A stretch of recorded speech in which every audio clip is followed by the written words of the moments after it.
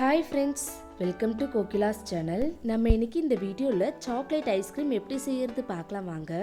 அதுக்கு ஒரு பாத்திரத்தை எடுத்து ஒரு 500 ml பாலை ஊற்றிக்கலாம். நான் ஆவின் பால் தான் சேர்த்துருக்கேன், ஏன்னா அந்த பால் நல்லா திக்காக இருக்கும். இந்த பாலை மீடியம் ஃப்ளேமில் ஒரு 3லேருந்து 4 நிமிஷத்துக்கு நல்லா கொதிக்க விடலாம். இப்போ ஐஸ்கிரீம் பவுடரை மிக்ஸ் பண்ணிக்கலாம். இந்த பவுடரை கொட்டும் போதே நல்லா கலந்து விட்டுக்கலாம், இல்லைன்னா கட்டி கட்டியாக இருக்கும். ஸோ அதனால மேலே கீழே அடியில் நல்லா கலந்து விடணும். நல்லா கலந்த பிறகு சிம்ல 2 நிமிஷத்துக்கு நல்லா கொதிக்கட்டும். 2 நிமிஷத்துக்கு கொதிக்கட்டும்னு அப்படியே விடக்கூடாது. ஒரு ஸ்பூனை வச்சு இல்லைன்னா கரண்டி வச்சு நல்லா கலந்து விடணும், இல்லைன்னா அடி பிடிச்சிடும். இந்த மாதிரி 2 நிமிஷத்துக்கு நல்லா மிக்ஸ் பண்ணிட்டே இருந்தீங்கன்னா பால் கொஞ்சம் திக்கான மாதிரி இருக்கும். அந்த ஸ்டேஜில் கேஸ் ஆஃப் பண்ணிட்டு இந்த பாலை அப்படியே ஆற வச்சுக்கலாம். ஃபுல்லாக கம்ப்ளீட்டாக கூல் ஆன பிறகு நல்லா டைட்டாக க்ளோஸ் பண்ணுற அளவுக்கு ஒரு பாக்ஸில் ஊற்றி வச்சுக்கலாம். இந்த ஐஸ்கிரீமை வைக்கிறதுக்கு 1 மணி நேரத்துக்கு முன்னாடியே ஃப்ரிட்ஜில் ஃப்ரீசரை ஃபுல்லாக செட் பண்ணி வச்சுக்கலாம்.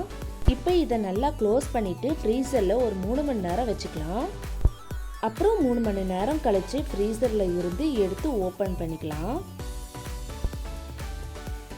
இங்கே பாருங்கள், ஐஸ்கிரீம் நல்லா ஒன்றும் ஃப்ரீஸ் ஆகலை. ஸோ அதனால் ஒரு பீட்டரை வச்சு நல்லா பீட் பண்ணிக்கலாம். உங்ககிட்ட பீட்டர் இல்லைன்னா மிக்ஸி ஜாரில் கூட அரைச்சிக்கலாம். இந்த பீட்டரை வச்சு ஒரு 2 நிமிஷத்துக்கு நல்லா பீட் பண்ணிக்கலாம். அப்போ தான் நல்லா க்ரீமாக இருக்கும். இங்கே பாருங்கள், நல்லா பீட் பண்ண பிறகு இப்படி தான் இருக்கும். ஒரு ஸ்பூனை வச்சு நல்லா மேலே இப்படி தடவி விட்டுக்கலாம். பபிளாக இருக்கக்கூடாது. இப்போ இன்னொரு வாட்டி ஒரு 6 மணி நேரத்துக்கு ஃப்ரீசரில் வச்சுக்கலாம். அதனால நல்லா டைட்டாக க்ளோஸ் பண்ணிக்கலாம்.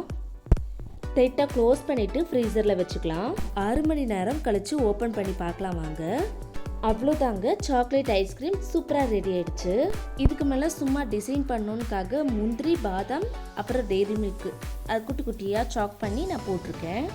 இதே மெத்தடில் செஞ்சு பாருங்கள், செம்ம டேஸ்ட்டாக இருக்கும். நல்லா க்ரீமியாகவும் இருந்துச்சு. இன்னொரு வாட்டி நைட் ஃபுல்லாக ஃப்ரீசரில் வச்சு அடுத்த நாள் வச்சு சாப்பிட்டு பார்த்தா செம்ம டேஸ்ட்டாக இருந்துச்சு. நம்ம கடைக்கு போகணுன்னு அவசியமே இல்லை. அதனால வீட்லேயே இதே மாதிரி செஞ்சு பார்த்துட்டு உங்கள் வீட்டில் இருக்கவங்களுக்கும் எல்லாருக்குமே ரொம்ப பிடிக்கும், குழந்தைங்களுக்கும் ரொம்ப பிடிக்கும். கண்டிப்பாக நீங்களும் ட்ரை பண்ணி பார்த்துட்டு எப்படி இருந்துச்சுன்னு மறக்காமல் கமெண்ட் பண்ணுங்கள்.